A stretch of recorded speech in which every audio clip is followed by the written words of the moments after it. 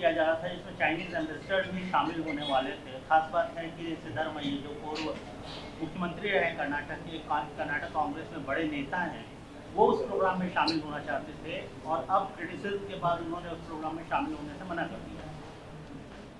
देखिए,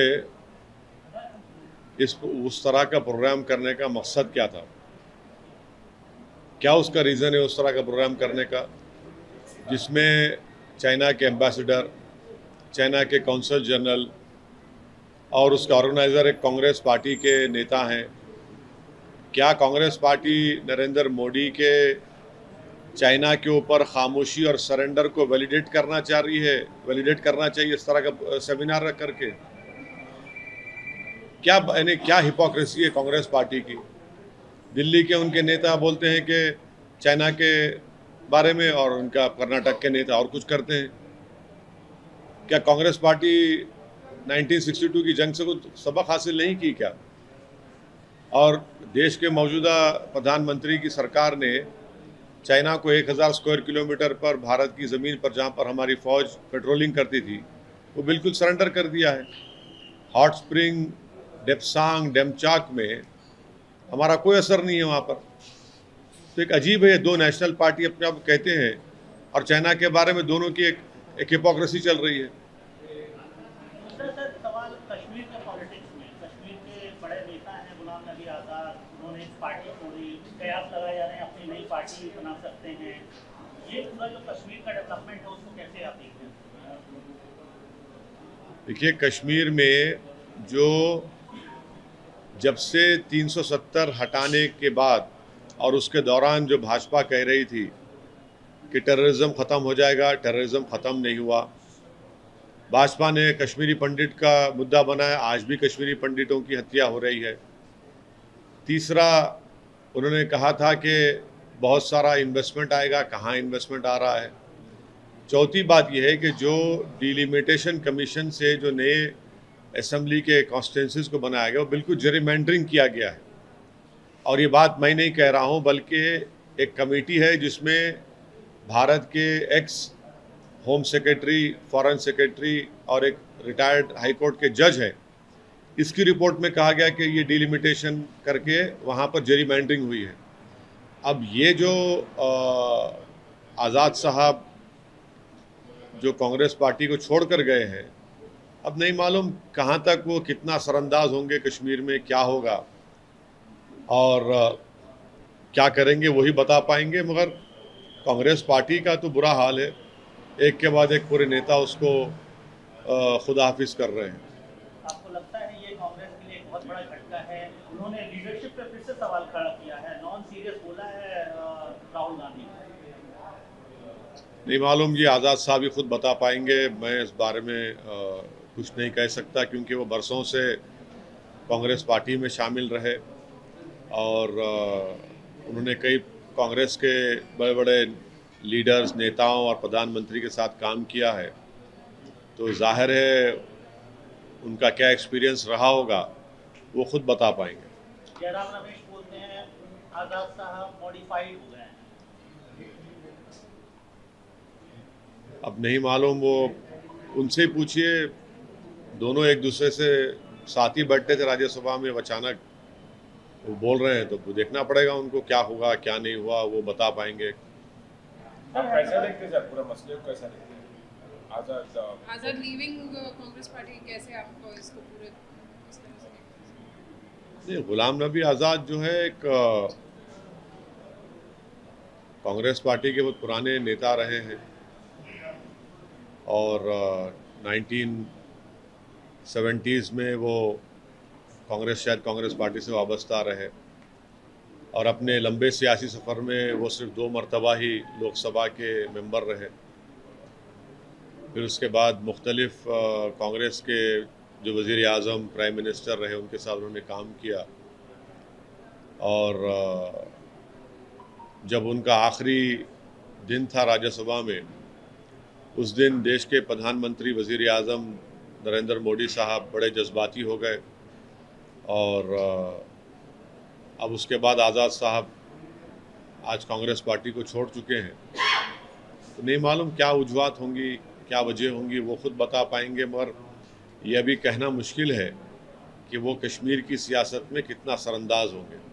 सर, परसों आपने एक अपील की थी और कल हमने देखा कि पूरा शुक्रवार जो है शांत रहा है हैदराबाद में, लेकिन अब ऐसे कुछ वीडियोस आ रहे हैं, मैसेजेस आ रहे हैं कि फांसी नहीं देंगे तब तक हम चुप नहीं बैठेंगे। ये अमन जो है वो लंबे समय तक बरकरार रहे, इसके लिए देखिए मैं उन लोगों से अपील कर रहा हूँ कि आप अगर वायलेंस के ताल्लुक से बात करेंगे, हिंसा और तशद्दुद के लिए आप बात करेंगे, तो फिर क़ानून अपना काम करेगा और काम करना भी चाहिए।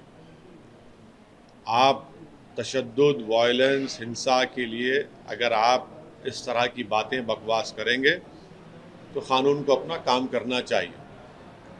ये नहीं हो सकता कि आप इस तरह की बकवास करेंगे और कोई वीडियो जारी करेगा, तनाव का माहौल पैदा होगा, तो फिर आपको इस शहर में, शायद आपको इस शहर का सुकून, चैन, यहाँ की आबोहवा पसंद नहीं आ रही होगी, तो हो सकता है कि शायद आपको चंचलगुड़ा और चेरलापल्ली की हवा ज़्यादा पसंद आ जाए, तो वहाँ पर शायद आपको अच्छा लगेगा। तो वही दिखता है हमको कि जब शहर हैदराबाद में जो चैन और सुकून की सांस लोग ले रहे हैं, पिछले 8 साल से यहाँ पर कोई दंगा नहीं हुआ है और मुल्क में और पूरे हर जगह पर महंगाई, बेरोज़गारी एक बहुत बड़ा मुद्दा है। उसके बावजूद भी अगर ये लोग इस तरह की वाहियात किस्म की बातें कर रहे हैं, तो मुझे लगता है कि इनको शहर की आबोहवा शायद रास नहीं आ रही होगी। तो जाहिर है उनको लगता है चंचलगुड़ा और चेरलापल्ली में जो इनका दोस्त है वहीं पर इनको भिजा कर शायद अच्छा रहेगा, वहीं पर रहना उन लोगों के लिए। सरकार को देखना पड़ेगा इनके बारे में। ईडी एक्ट के खिलाफ माना जा रहा है कि सर सुप्रीम कोर्ट और हाई कोर्ट का दरवाजा खटखटाएंगे। ये भी कहा जा रहा है कि एक विधायक है भारतीय जनता पार्टी के, वो खुद बिल्कुल ये तो ओपन सीक्रेट है कि भाजपा आज भी अपने उस एमएलए की मदद कर रही है।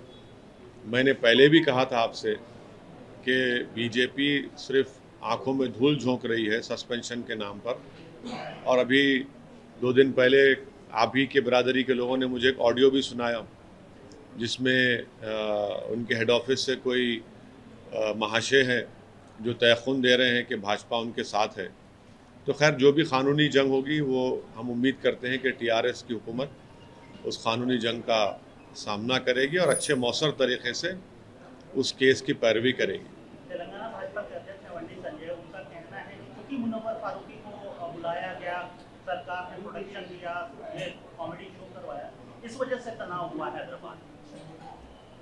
अब देखिए, जो वीडियो जारी करता है इस्लाम और प्रॉफिट मोहम्मद सल्लल्लाहु अलैहि वसल्लम के बारे में, वो क्या कॉमेडी कर रहा था या फिर शहर के अमन को बिगाड़ना चाहता था, वो उस पर बात करे। वो अपने लोगों को रोके, अपने पार्टी के नेताओं को समझाए और उस बात को समझिए कि शहर हैदराबाद हो या तेलंगाना हो, यहाँ की जनता, यहाँ की आवाम हरगिज़ इस बात को पसंद नहीं करती कि यहाँ पर अमन एक परमानेंट अमन बन चुका है, उसको कमज़ोर किया जाए। तो जो कुछ भी हालिया दिनों में हैदराबाद में हुआ, जो बीजेपी के एक विधायक की वाहियात वीडियो के बाद हुआ, भाजपा यहाँ की जनता की वो समझ नहीं रही है। यहाँ की जनता सुकून और चैन और अमन से अपनी ज़िंदगी गुजारना चाहती है। यहाँ की जनता ये देख रही है कि ट्रैफिक का मसला है, जब बारिश होती है तो पानी जमा हो जाता है, स्टॉर्म वाटर ड्रेन का मसला है, यहाँ पर आरटीसी के बसेस की ज़रूरत है, रोड वाइडनिंग की ज़रूरत है, महंगाई का एक बहुत बड़ा मसला जो बीजेपी ने खड़ा कर दिया उससे गरीब पिट रहा है, बेरोज़गारी नौजवानों का मुकद्दर बीजेपी ने बना चुकी है। ये मुद्दे हैं। अगर उसका डाइवर्ट करके इस तरह करना चाह रहे हैं तो वो नाकाम साबित होंगे और वो पल्स को नहीं समझ रहे हैं आवाम की। सर आप उसका, लेकिन आप क्लियर जवाब नहीं दे रहे हैं कि मुनव्वर फारूकी को टीआरएस और केटीआर बुलाने से ये बवाल हुआ। अगर नहीं बुलाते तो सही रहता। इस बात को मानते हैं आप कि बुला करके जो पहले इसका ऐसा है ना, आपके सवाल में उस शख्स के लिए बड़ी मोहब्बत है जिसने वीडियो जारी करके पूरे हैदराबाद में बिल्कुल है। नहीं, सुनिए, मुनव्वर फारूकी ने जो कहा था, देखिए आप करते हैं सर, मुनव्वर फारूकी ने जो कहा था इसको कंडेम करते हैं सर?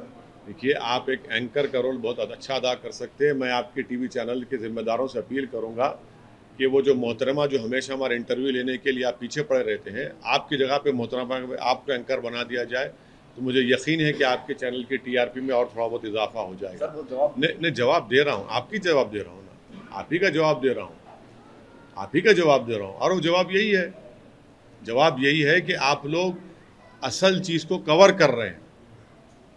आप लोगों को बड़ा एक आर्टिस्टिक तरीके से आप लोग जो है भाजपा के विधायक की गलती को कवर करना चाहते हैं, जो नहीं कवर कर सक रहे। आप लोग एक्सपोज हो चुके। आप लोग जुमे के दिन कैमरा नहीं बल्कि तोप लेकर बैठे थे कि चलो अब मस्जिद से निकलते कि पकड़ेंगे विजुअल। बड़ी आपकी उम्मीदों पर पानी फिर गए। हैदराबाद की आवाम ने कहा कि नो नो बाय बाय, हम आपके एजेंडे को हम सेट करने नहीं देंगे। तो आपको लगा कि भाई जो इतने दूर दूर से आप लोग आके बैठे 2-2 घंटे, अच्छा है आप आइए, ओल्ड सिटी को आइए, आपको बहुत दिमाग साफ होगा। वहाँ पर चार मीनार के छाँव में बैठिए, मक्का मस्जिद के दामन में बैठिए, वहाँ पर कबाब खाइए, वहाँ पर इडली डोसा खाइए। तो ये चलता है ये भाजपा की। अरे भाई देखिए, मैं एक सिंह ने जो कहा उसको भी तो हम कंडेम कर रहे हैं, लेकिन सर काफी देखिए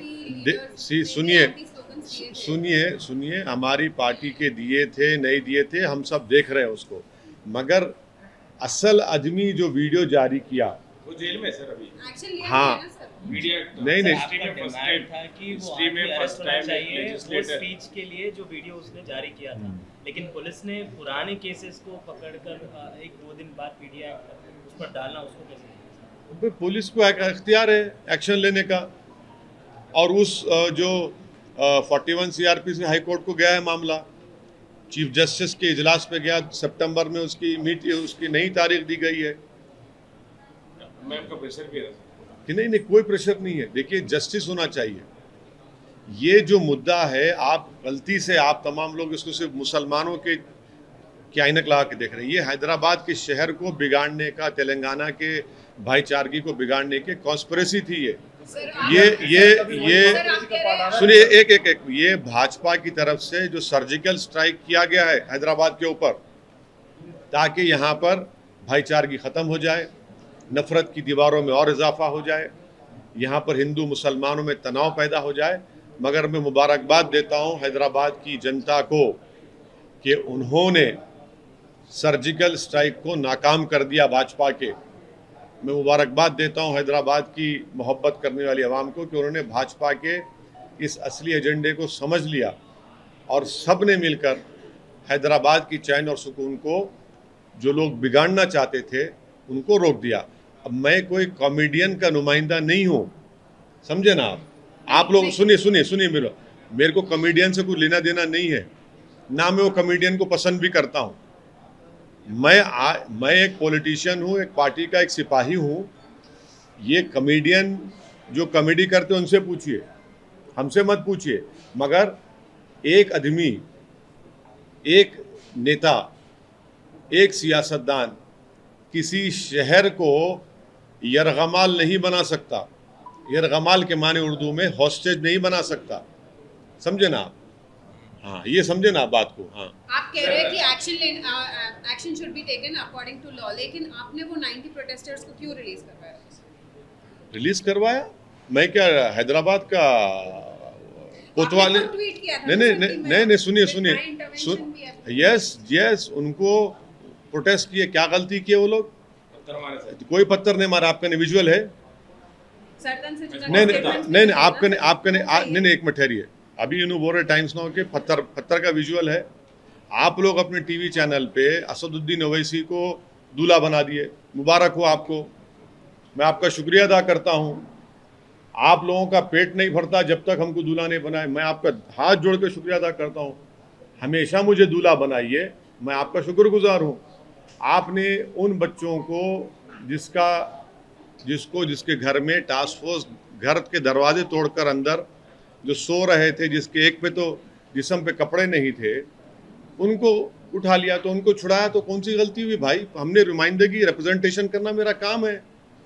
वो स्लोगन्स जस्टिफाइड है। वो स्लोगन मैं आज भी आपसे कह रहा हूँ, जिंदगी भर कहूँगा, वो स्लोगन गलत है, किसी को भी इस्तेमाल नहीं करना चाहिए।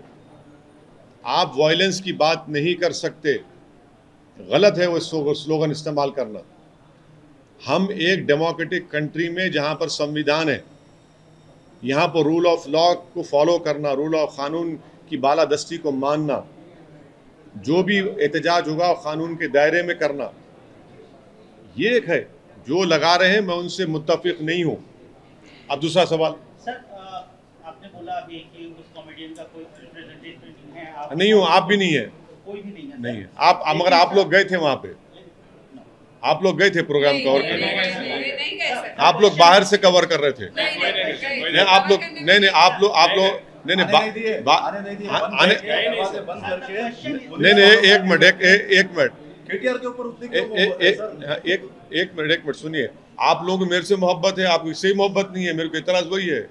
आप लोग सिर्फ मेरे से ही मोहब्बत करते हैं, ऐसा दिखता है कि जवानी में मोहब्बत ही नहीं की, सिर्फ हमसे ही कर रहे मोहब्बत आप लोग। सरकार की तरफ से सरकार के मंत्री मुनव्वर के शो के लिए ट्वीट करते हैं, ये पूरा जो वाकया हुआ, जो हिंसा हुई या वायलेंस हुआ, तनाव हुआ, उस पर न मुख्यमंत्री न मंत्री कोई एक शब्द नहीं बोलते, इसको कैसे देखते हैं आप? ये कहीं ना कहीं नहीं लगता है कि वो नहीं आप बोल रहे हैं, अच्छी बात है। हम इसलिए मुख्यमंत्री या केटीआर कभी नहीं बोलते, लेकिन उनकी जो है तारीफ करते रहते हैं आप। आज उनके लिए ट्वीट किया गया। सुनिए मेरी बात, हम बोलते क्योंकि आप हमारे से नहीं आते माशाल्लाह, आप मत आइए, नहीं बोलते।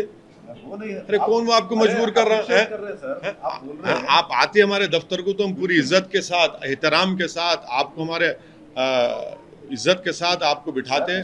सुनिए आप इसलिए आते क्योंकि हम कुछ बोलते।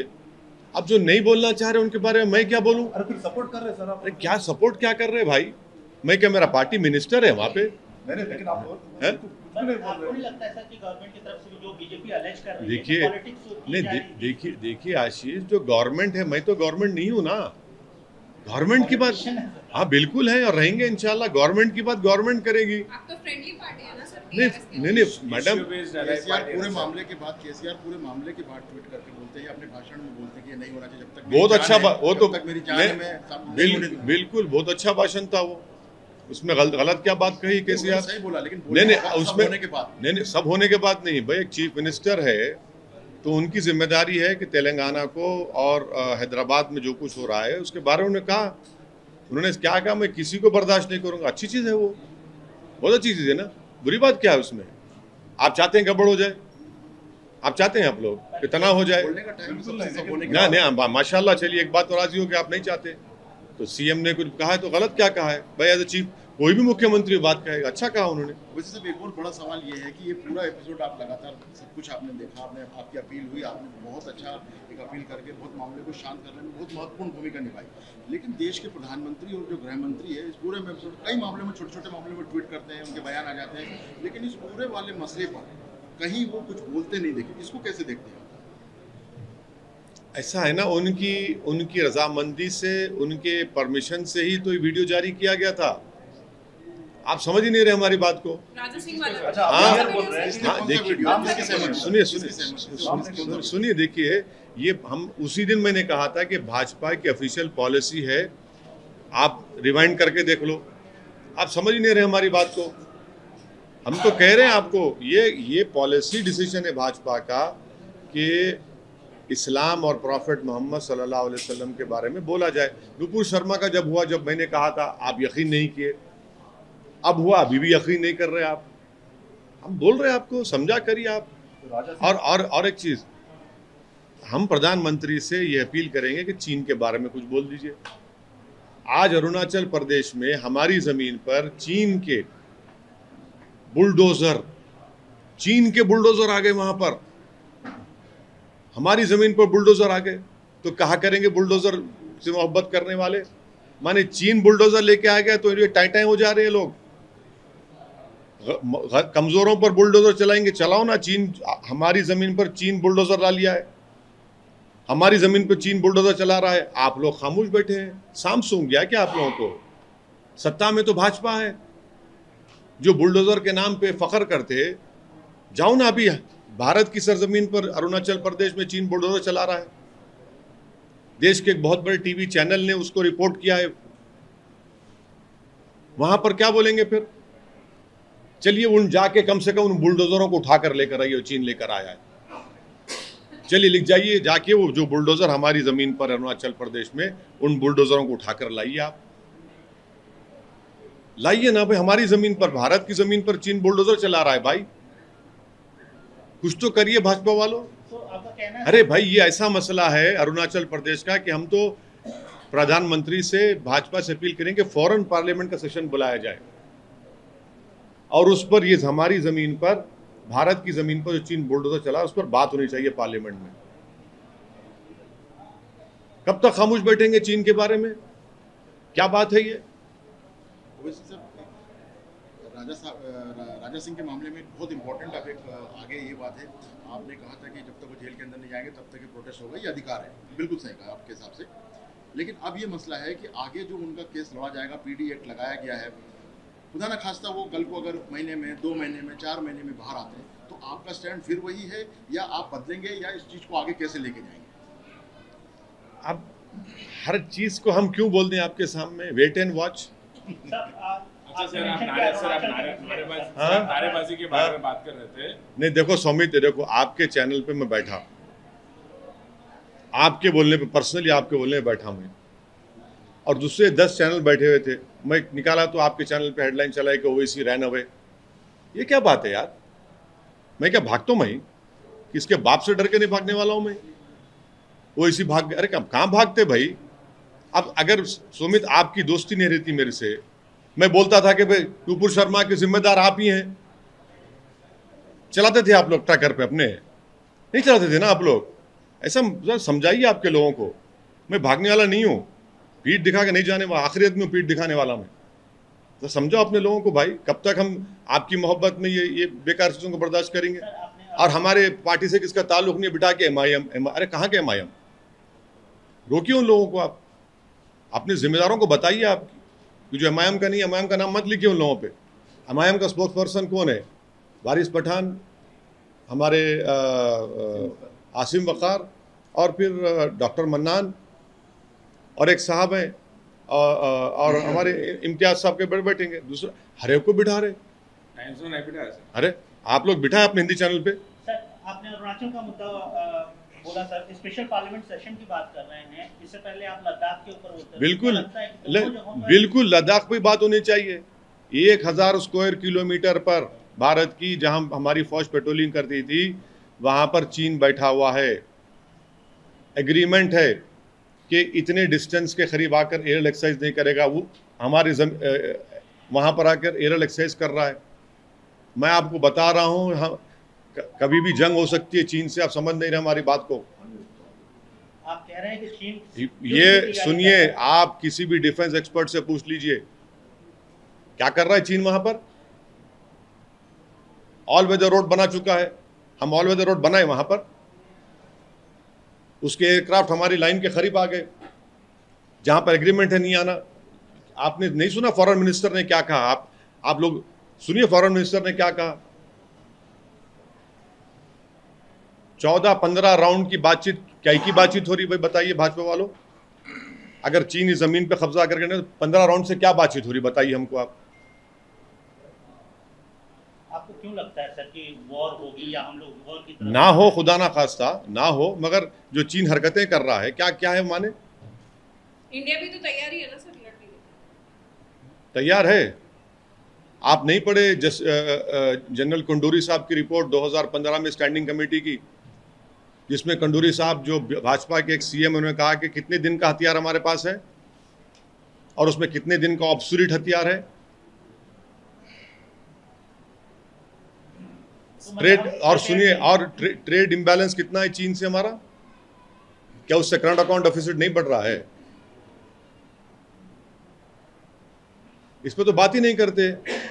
आप लोगों को चाहिए कि प्रधानमंत्री से रिक्वेस्ट करके प्रेस कॉन्फ्रेंस करा के सवाल पूछिए आप लोग। सर आप नारेबाजी के बारे में बोल रहे थे, अभी आज और एक वीडियो आया in which Congress leader is openly threatening and calling to rip apart, but आज वायरल हो रहा है, कल की वीडियो है, जो पुराना नहीं है, कल का वीडियो। देखिए, कल का वीडियो है। जो भी तो सर आप एक मिनट सुनिए, जो भी इस तरह के वीडियोस बना रहा है, मैं गवर्नमेंट से और पुलिस कमिश्नर से ये डिमांड करता हूं कि उनके खिलाफ कानून के खिलाफ एक्शन लिया जाए। उदयपुर में क्या हुआ, क्यों हुआ उदयपुर में, उस वक्त भी हम कंडेम करना चाहिए, आज भी हम कंडेम कर रहे हैं। सवाल ही पैदा नहीं होता इन चीज़ों को बर्दाश्त करने का, जो वीडियो बनाकर तशद्दुद की और हिंसा की बात कर रहे हैं। पुलिस का काम यह है कि कौन है वो लोग, आफ्टर ड्यू इंक्वायरी अगर वो सच है तो उनके ऊपर एक्शन लेना चाहिए। Thank you. Thank you.